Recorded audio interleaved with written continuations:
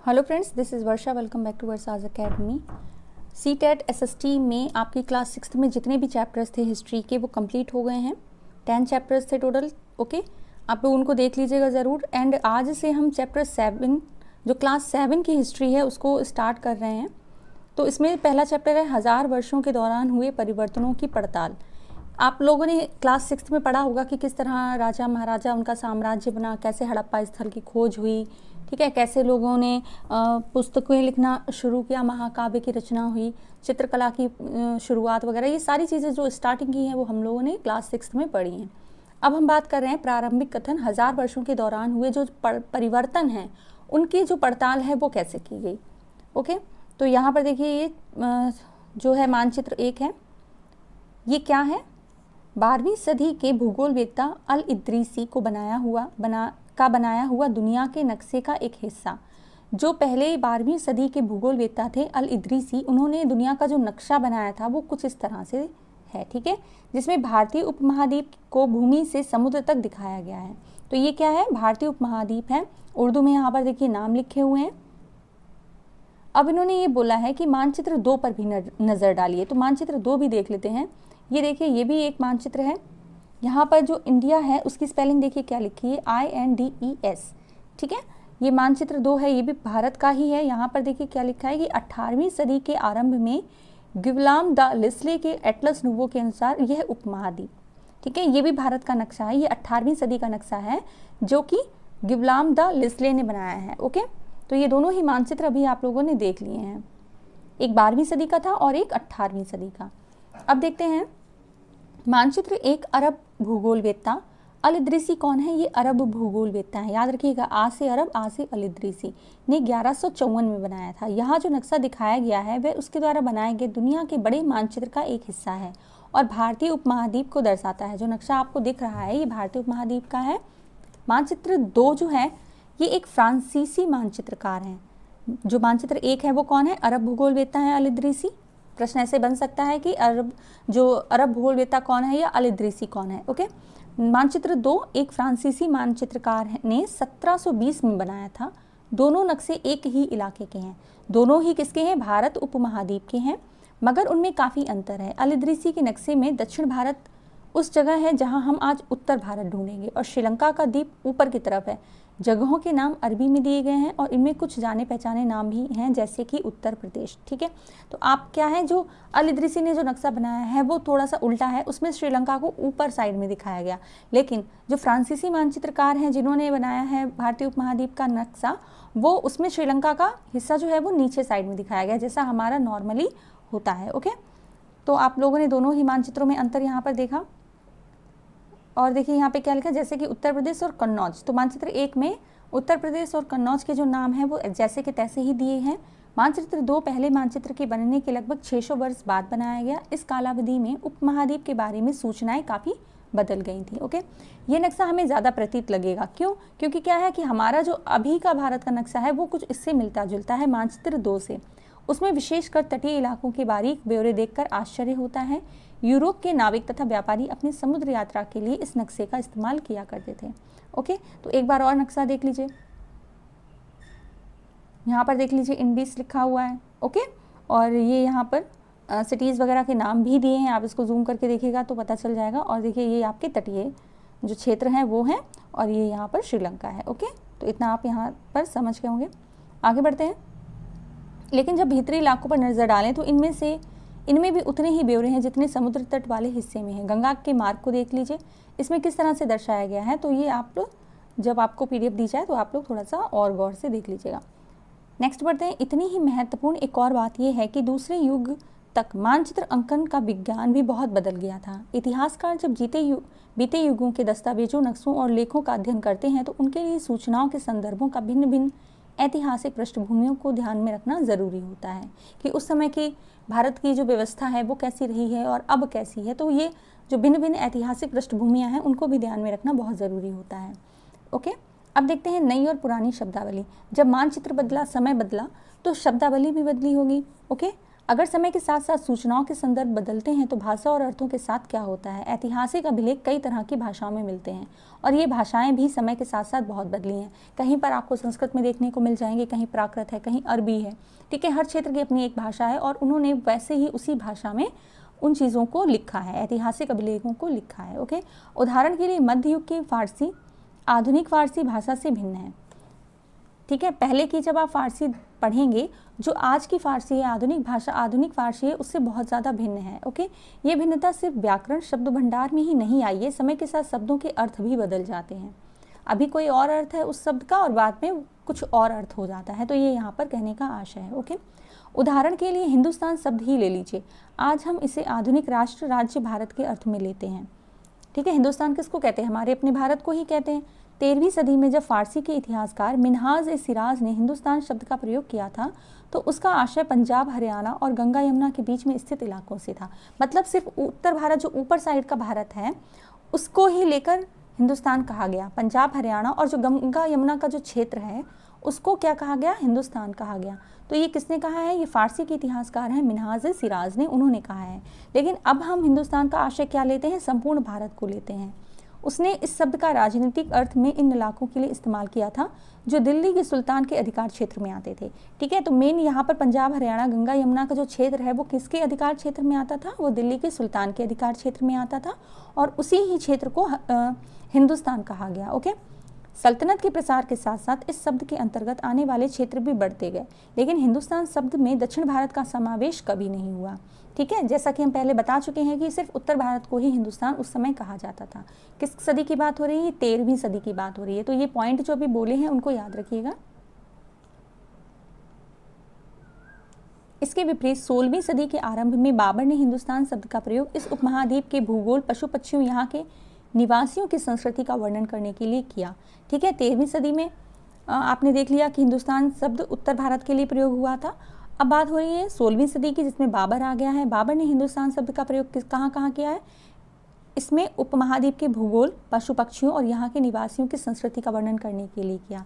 ये प्रयोग 14वीं सदी के कवि अमीर खुसरो द्वारा प्रयुक्त शब्द हिंद के ही कुछ कुछ समान था, ठीक है। एक हिंदुस्तान और अमीर खुसरो रहे हैं 14वीं सदी में, उन्होंने एक शब्द का इस्तेमाल किया था हिंद, उससे कुछ कुछ सिमिलर था, समान था, ठीक है। मगर यहाँ भारत को एक भौगोलिक और सांस्कृतिक सत्व के रूप में पहचाना जा रहा था। वहाँ हिंदुस्तान शब्द से वे राजनीतिक और राष्ट्रीय अर्थ नहीं जुड़े थे जो हम आज जोड़ते हैं। किसी भी शब्द का प्रयोग करने में इतिहासकारों को बहुत सावधान रहना चाहिए, क्योंकि अतीत में उन शब्दों के कुछ अलग ही अर्थ थे। उदाहरण के लिए विदेशी जैसा सीधा साधा शब्द ही ले लीजिए, हमारे लिए आज इसका अर्थ होता है ऐसा व्यक्ति जो भारतीय ना हो, ठीक है। विदेशी का अर्थ हम क्या लगाते हैं कि ऐसा व्यक्ति जो किसी और देश से है, भारतीय ना हो। मध्य युग में मानो किसी गाँव में आने वाला कोई अनजान व्यक्ति जो उस समाज या संस्कृति का अंग ना हो विदेशी कहलाता था, ठीक है। अब हम क्या करते हैं, जब जो पूरे देश से अलग है उसको विदेशी बोलते हैं, लेकिन उस समय क्या था, अगर आप दूसरे गांव से भी आए हैं, अलग भाषा संस्कृति से भी बिलोंग करते हैं, तो आपको विदेशी कहा जाता था।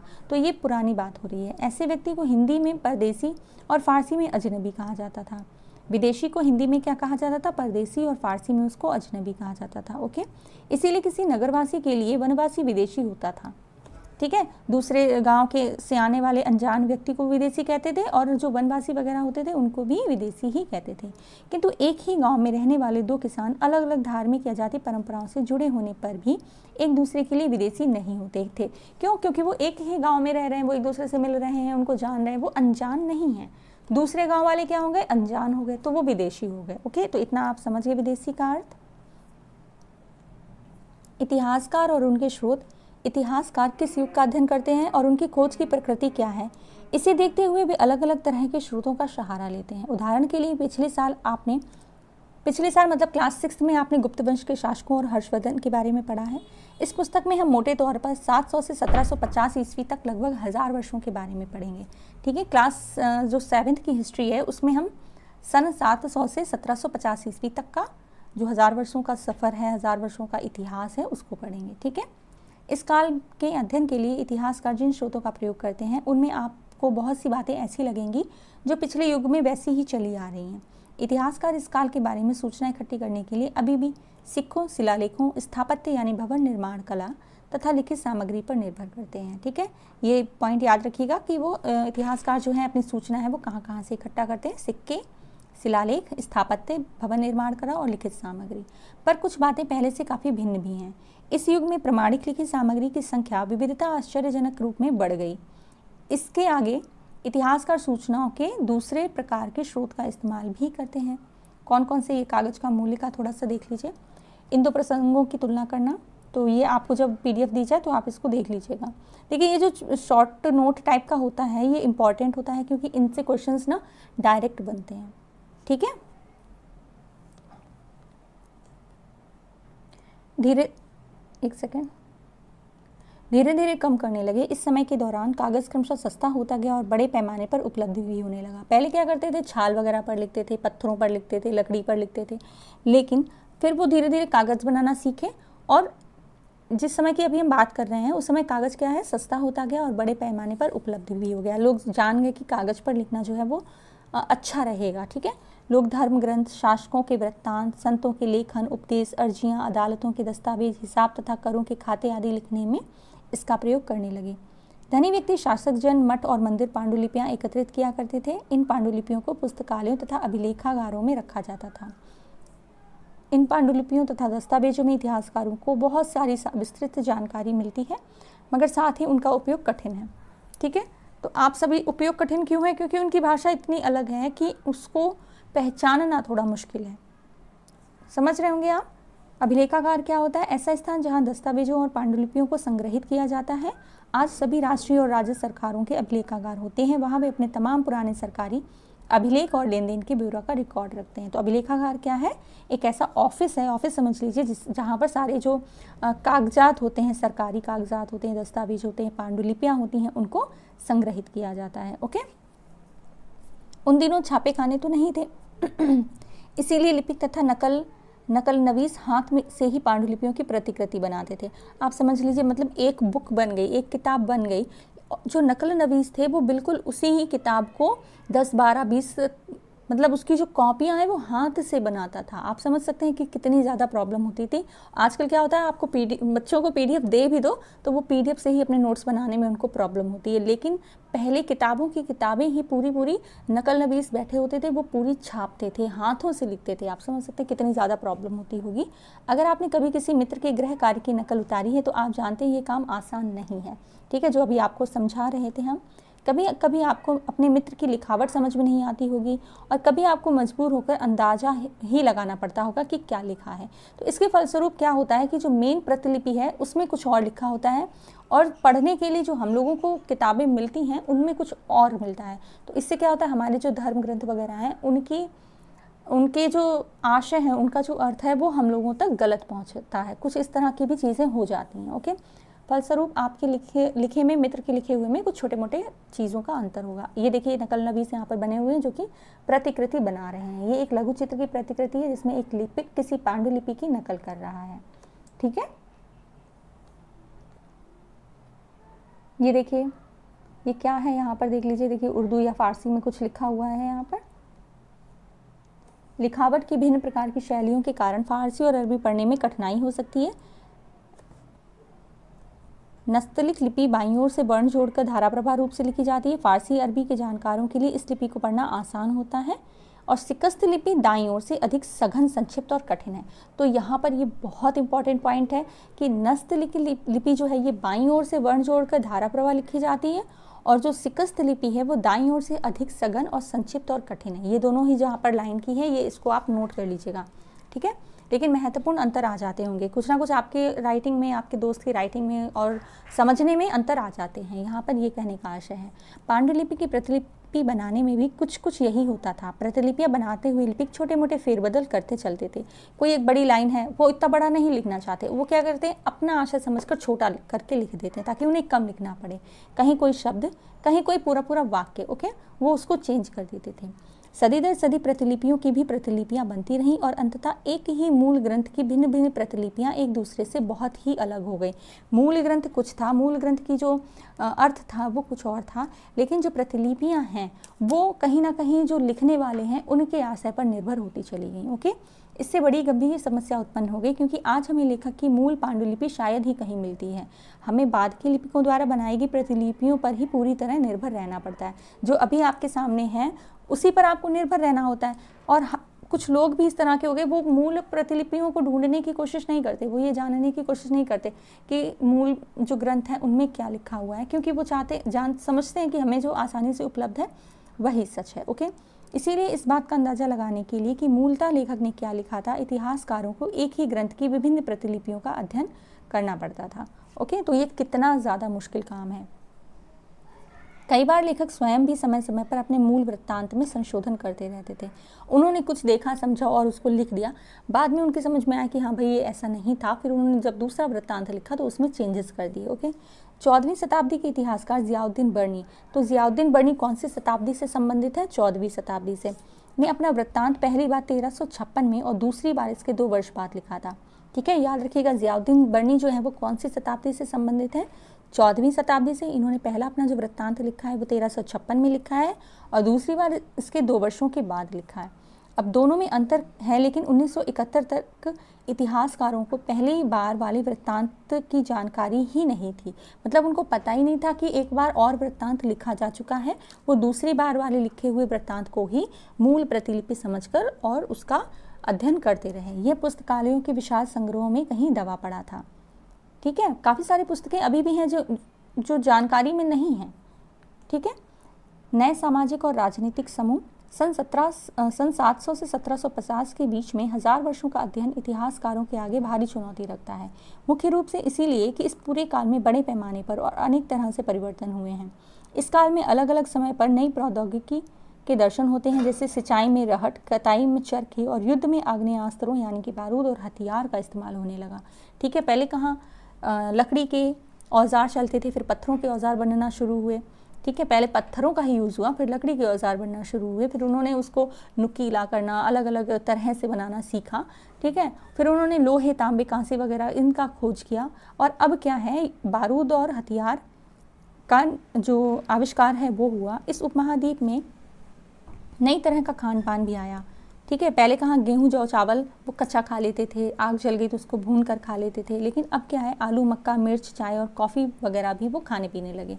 ध्यान रहे कि ये तमाम परिवर्तन नई प्रौद्योगिकियाँ और फसल उन लोगों के साथ आए हैं जो नए विचार भी लेकर आए थे। मतलब भारतीय उपमहाद्वीप में जो जल मार्ग से लोग आए हैं वो इन सारी चीज़ों को लेकर आए। ठीक है, तो उनसे हमारे यहाँ भी इनका उत्पादन होने लगा। परिणाम स्वरूप ये काल आर्थिक, राजनीतिक, सामाजिक, सांस्कृतिक परिवर्तनों का भी काल रहा है।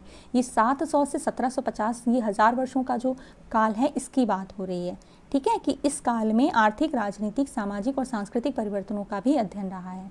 इस युग में लोगों की गतिशीलता, एक स्थान से दूसरे स्थान पर आना जाना भी बहुत बढ़ गया था। अक्सर अवसर की तलाश में लोगों के झुंड दूर की यात्राएं करने लगे थे।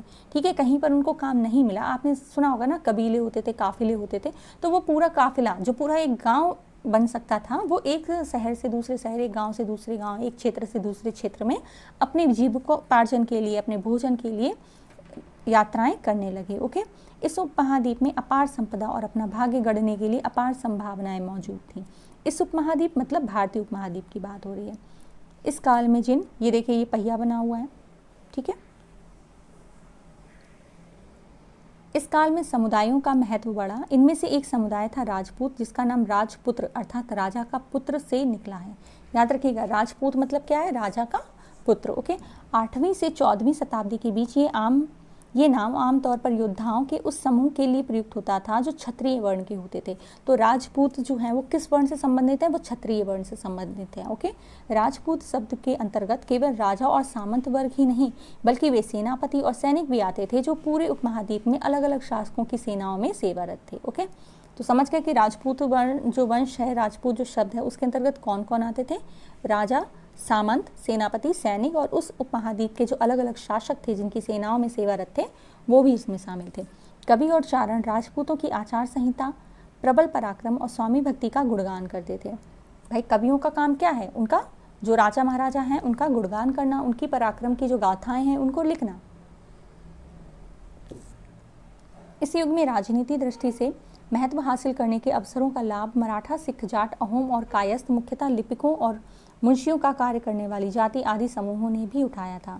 इस पूरे काल के दौरान क्रमशः जंगलों की कटाई हो रही थी और खेती का इलाका बढ़ता जा रहा था, क्योंकि उनको भोजन की आवश्यकता हो रही थी। ठीक है, राजा को कर चुकाने की आवश्यकता हो रही थी, तो इन्होंने क्या किया, जंगलों को काटकर वहाँ पर खेती करना प्रारंभ किया। ठीक है, क्योंकि जनसंख्या में भी वृद्धि हो रही थी। ठीक है, कुछ क्षेत्रों में ये परिवर्तन अन्य क्षेत्रों की अपेक्षा अधिक तेजी से और पूरे तौर पर हुआ। पर्यायवास में परिवर्तन के कारण कई वनवासियों को मजबूर होकर अपना स्थान छोड़ना पड़ा। जब वन कटेंगे तो वनवासी कहीं ना कहीं तो जाएंगे ही, तो वो एक क्षेत्र से जहाँ पर वन होते थे वहाँ जाने लगे। कुछ और वनवासी ज़मीन की जुताई करने लगे और कृषक बन गए। कुछ ने देखा कि हाँ भाई, ये तो अच्छा काम है, खेती हो रही है, तो हम भी क्यों ना खेती करें, तो वो वनवास छोड़कर मतलब कृषक बन गए। कृषकों के ये नए समूह क्षेत्रीय बाजार, मुखियाओं, पुजारियों, मठों और मंदिरों को प्रभावित होने लगे। ठीक है, यहाँ पे देखिए पर्यायवास का मतलब क्या है, इसका तात्पर्य किसी भी क्षेत्र के पर्यावरण और वहाँ के रहने वालों की सामाजिक और आर्थिक जीवन शैली से। ठीक है, प्रश्न आ सकता है यहाँ पर, ये इंपॉर्टेंट है। पर्यायवास क्या है, इसका तात्पर्य है किसी भी क्षेत्र के पर्यावरण और वहाँ के रहने वालों की सामाजिक और आर्थिक जीवन शैली से। अब देखिए, वे बड़े और जटिल समाजों के अंग बन गए। ये वनवासियों की बात हो रही है, उन्हें कर चुकाने पड़ते थे और स्थानीय मालिक वर्ग की बंगार करनी पड़ती थी, यानी का उनका कार्य करना पड़ता था। परिणाम स्वरूप किसानों के बीच आर्थिक और सामाजिक अंतर उभरने लगे। कुछ किसान बहुत ज़्यादा समृद्ध हो गए, कुछ किसान बहुत नीचे ही बने रहे। जिनकी ज़मीनें उपजाऊ थी वो समृद्ध हो गए। ठीक है, कुछ के पास ज़्यादा उपजाऊ ज़मीन होती थी। कुछ लोग मवेशी भी पालते थे। कुछ लोग खेती से खाली समय में दस्तकारी आदि का कुछ काम करने लगते थे। धीरे धीरे यहाँ पर देखिए कामों के जो प्रकार हैं वो भी बदल रहे हैं। जैसे जैसे समाज में अंतर बढ़ने लगे, लोग जातियों और उपजातियों में बांटे जाने लगे। तो देखिए पहले इस तरह की जातियाँ उपजातियाँ नहीं थी। ठीक है, जैसे जैसे काम होता गया काम बदलता गया, वैसे वैसे लोगों ने जातियों और उपजातियों में अपने आप को बांटना शुरू कर दिया। ठीक है, जो दस्तकार हो गए वो अलग हो गए और जो कृषक हो गए वो ज़मीन में खेती वगैरह करने लगे तो कृषक हो गए। इस तरह जातियाँ बंटने लगी। ठीक है, उनकी पृष्ठभूमि और व्यवसाय के आधार पर उन्हें समाज में ऊंचा या नीचा दर्जा दिया जाने लगा। ये दर्जे स्थायी नहीं थे। किसी जाति विशेष के सदस्यों के हाथों में कितनी सत्ता, प्रभाव और संसाधनों का नियंत्रण है, उसके आधार पर उसके दर्जे बदलते रहते थे। एक ही जाति का किसी क्षेत्र में कोई दर्जा हो सकता था और किसी अन्य क्षेत्र में कोई और। ठीक है, तो यहाँ पर देखिए कितनी अच्छी बात कही गई है कि अगर कोई निम्न जाति का व्यक्ति है और वो अपने आप को समृद्ध कर लेता है तो उसको उच्च जाति का माना जाने लगा। ठीक है, यहाँ पर ये कह रहे हैं, ऐसा नहीं कि अगर आप निम्न जाति को, आप चाहे जितने पैसे वाले हो जाओ, चाहे जितने समृद्ध हो जाओ, आप निम्न जाति के ही रहोगे। उस समय ऐसा नहीं था। आप अपना जो जाति है, अपना जो दर्जा है उसको ऊंचा भी कर सकते थे। और ऊंचा व्यक्ति यानी कि जो उच्च वर्ग का व्यक्ति था, अगर वो अपने कार्यों द्वारा अपने आप को निम्न कर लेता था, अपने समृद्ध जो परिवेश है उसको कम कर लेता था, तो वो निम्न जाति का कहा जाने लगता था। ठीक है, तो इतना आप यहाँ समझ गए होंगे। अपने सदस्यों के व्यवहार का नियंत्रण करने के लिए जातियां स्वयं अपने अपने नियम बनाती थीं। इन नियमों का पालन जाति के बड़े बुजुर्गों की एक सभा करवाती थी, जिसे कुछ इलाकों में जाति पंचायत कहा जाता था। ठीक है, लेकिन जातियों को अपने निवास के गांवों के रिवाजों का पालन भी करना पड़ता था। इसके अलावा कई गांवों पर मुखियाओं का शासन होता था। मिल मिलाकर वे किसी राज्य की एक छोटी इकाई भर होती थी। ठीक है, क्योंकि आपको पहले भी बताया कि राजा जो है वो पूरे क्षेत्र को नहीं संभाल सकता था। वो जो बड़े अधिकारी थे, जो मुखिया थे गांव के, ठीक है, जाति पंचायतें उन्होंने बनाई ताकि छोटे स्तर पर भी काम हो। अगर वो छोटे स्तर पर वो उस चीज़ में न्याय ना मिल पाए किसी भी अपराध का, तो बड़े स्तर पर जाओ। ठीक है, तो इस तरह की जो इकाइयाँ थी वो बनना शुरू हो गई थी। अब देखते हैं क्षेत्र और साम्राज्य। चोल के बारे में हम पढ़ चुके हैं, तुगलक के बारे में, मुगल के बारे में। ठीक है, ये सारी चीज़ें हम आगे पढ़ेंगे भी। तुगलक और मुगल के बारे में अध्याय 4 में देखिए मुगल के बारे में लिखा होगा, तुगलक के बारे में अध्याय 3 में है, चोल के बारे में अध्याय 2 में है। थोड़ा सा हमने चोल वगैरह के बारे में क्लास 6 में भी पढ़ा था, तो आगे आप कंटिन्यू रखिएगा और चैनल को शेयर ज़रूर करिए, आप लोग शेयर नहीं करते हैं। दिल्ली के सुल्तान गयासुद्दीन बलबन की प्रशंसा में एक संस्कृत प्रशस्ति के उदाहरण के लिए अध्याय 2 देखें। तो अभी हम जब पढ़ेंगे तो उसके बारे में आप अच्छे से समझ जाएंगे। में उस एक विशाल साम्राज्य का शासक बताया गया है जो पूर्व में बंगाल गौड़ से लेकर पश्चिम में अफगानिस्तान के गजनी तक फैला हुआ था। समझ रहे हैं, जो गयासुद्दीन बलबन था वो उसका एक विशाल साम्राज्य था पूर्व में बंगाल गौड़ से लेकर पश्चिम में अफगानिस्तान के गजनी तक फैला और उसने जिसमें संपूर्ण दक्षिण भारत द्रविड़ भी आ जाता था। तो आप समझ सकते हैं कि गयासुद्दीन बलबन का जो साम्राज्य है, जो क्षेत्र है, वो कितना ज़्यादा बड़ा था। ठीक है, और ये किस में मिलता है, इसकी प्रशंसा की गई है एक संस्कृत प्रशस्ति में, उसमें ये लेख मिलता है। ठीक है, गौड़, आंध्र, केरल, कर्नाटक, महाराष्ट्र, गुजरात आदि भिन्न भिन्न क्षेत्रों के लोग उसकी सेना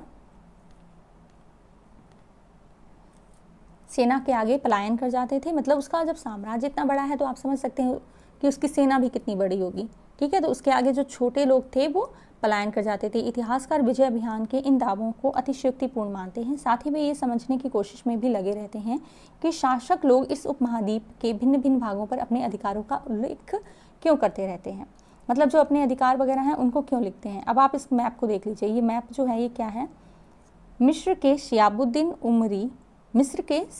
उमरी द्वारा रचित मसालिक अल अबसर फी मामालिक अल अमसर के अनुसार मोहम्मद तुगलक के राज्यकाल में दिल्ली सल्तनत के अंतर्गत आने वाले प्रांत। तो ये जो प्रांत हैं ये सारे दिल्ली सल्तनत के अंतर्गत आते थे। कौन कौन से प्रांत हैं ये देखिए यहाँ पर सारे लिखे हुए हैं, 24 प्रांत हैं ये टोटल। ठीक है, सिविस्तान, उच्च मुल्तान, कलानौर, लाहौर, समाना, ठीक है, सरस्वती, दिल्ली, बदायूं, कन्नौज, देखिए जैसा तैसा ही है, बदायूं, दिल्ली, ये जो अभी नाम है ये वही नाम है। ओके, कड़ा, अवध, बिहार, लखनौती, ठीक है, जाजनगर, मालवा, गुजरात, देवगिरी, तेलंगाना, द्वार समुद्र, माबार। तो इसमें कुछ जो नाम है वो अभी भी आपको देखने को मिल रहे होंगे, कुछ नामों में परिवर्तन कर दिया गया है। भाषा तथा क्षेत्र ये देख लीजिए, सन 1318 में कवि अमीर खुसरो ने इस बात पर गौर किया था कि इस देश के हर क्षेत्र की एक अलग भाषा है। सिंधी, लाहौरी, कश्मीरी, द्वार समुद्री, दक्षिण कर्नाटक में कौन सी भाषा बोली जाती है, द्वार समुद्री। तेलंगानी, ये आंध्र प्रदेश में बोली जाने वाली भाषा है। गुजरी गुजरात में, महावरी तमिलनाडु में, गौड़ी बंगाल में, अवधी पूर्वी उत्तर प्रदेश में और हिंदवी दिल्ली के आसपास के क्षेत्र में बोली जाती है। तो ये जो भाषा है ये आपको पता होनी चाहिए कौन से क्षेत्र में बोली जाती है। अमीर खुसरो ने आगे बतलाया है कि इन भाषाओं के विपरीत एक भाषा संस्कृत भी है जो किसी विशेष क्षेत्र की भाषा नहीं है। ये एक प्राचीन भाषा है जिसे केवल ब्राह्मण जानते हैं और आम जनता नहीं जानती है। ये अमीर खुसरो के द्वारा जो वर्णन किया गया है उसके बारे में है। ओके, अमीर खुसरो द्वारा उल्लिखित भाषाओं की एक सूची बनाई है, ये मतलब वर्क है। तो आप ये वाला जो काम है, ये जो पॉइंट है कि महावरी जो है वो कहाँ बोली जाती है, तमिलनाडु में, तेलंगानी आंध्र प्रदेश में, द्वार समुद्री दक्षिण कर्नाटक में। तो ये सारी चीज़ें आपको पता होनी चाहिए। ओके,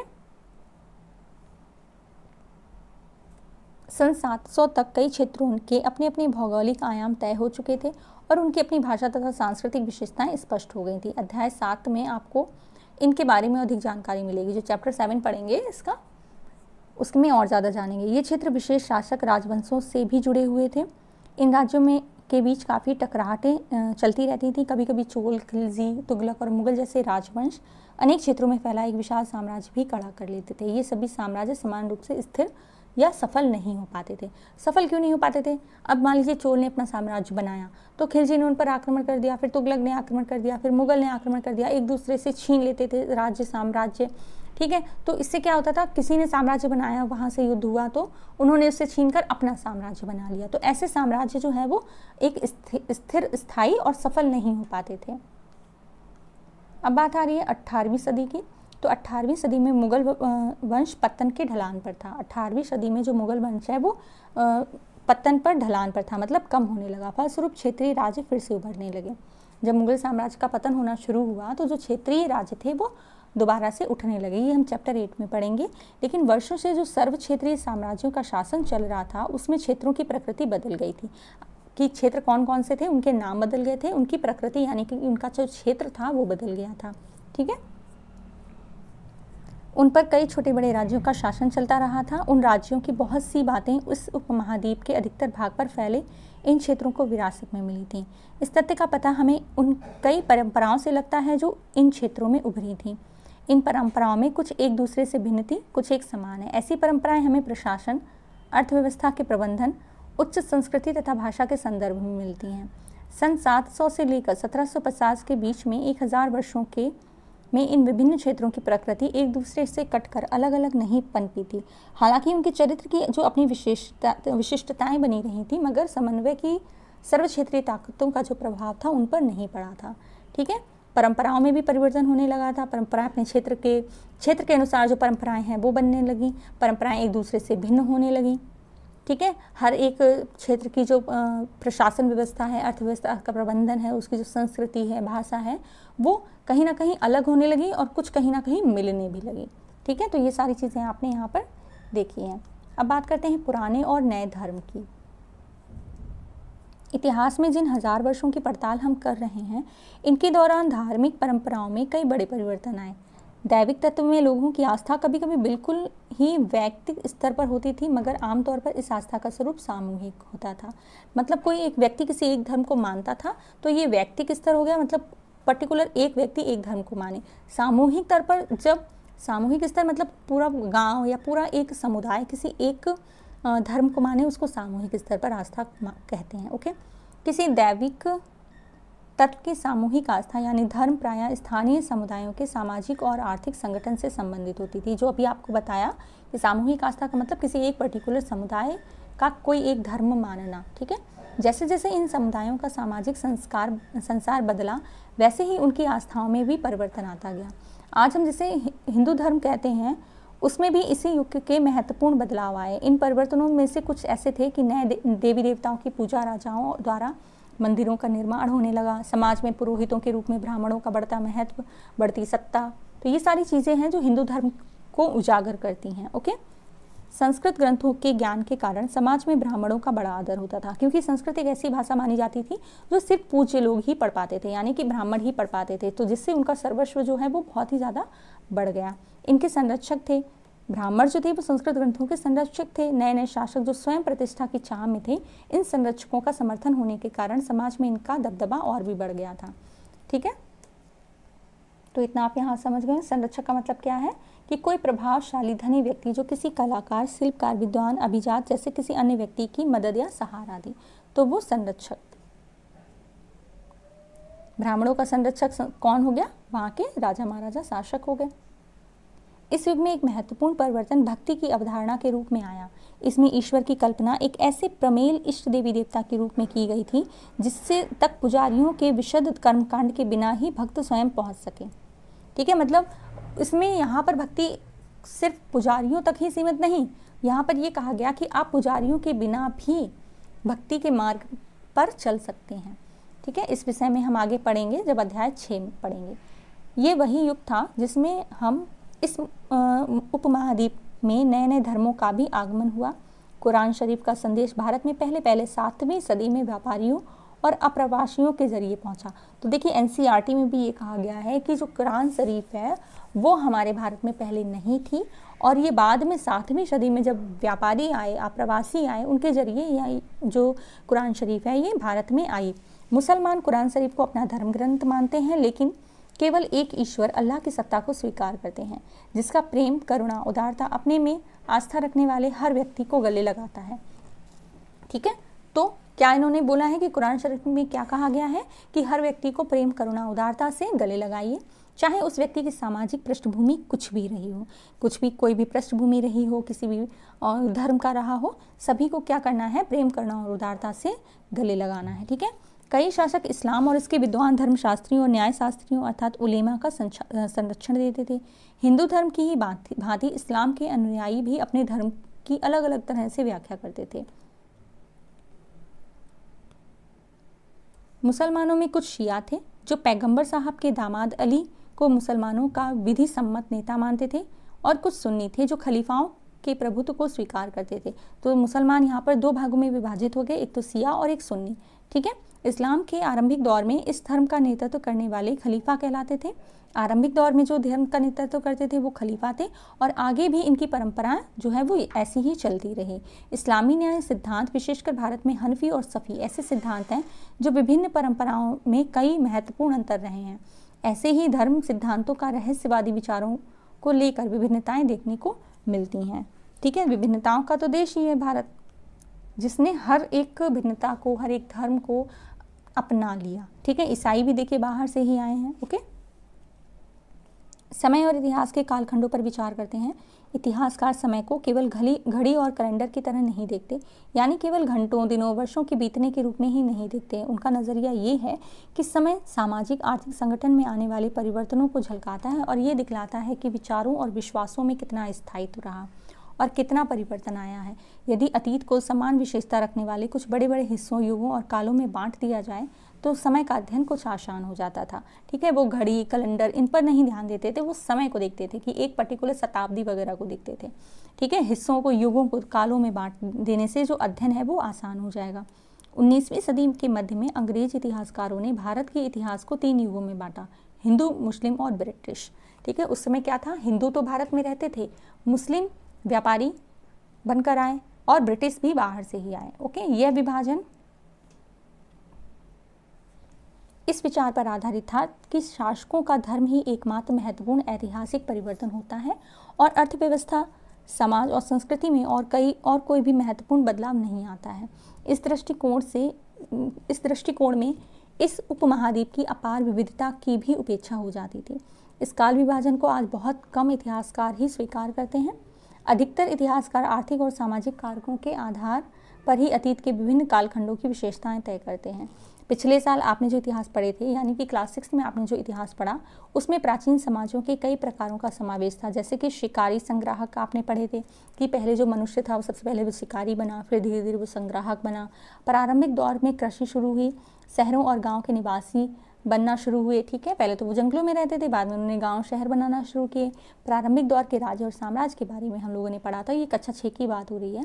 इस साल, मतलब इस समय जब कक्षा 7 की जब आप NCERT हिस्ट्री पढ़ेंगे, उसमें आप क्या क्या पढ़ेंगे, उसमें प्रायः मध्यकालीन इतिहास, उसको मध्यकालीन इतिहास कहा जाता था, उसके बारे में ही हम पढ़ेंगे।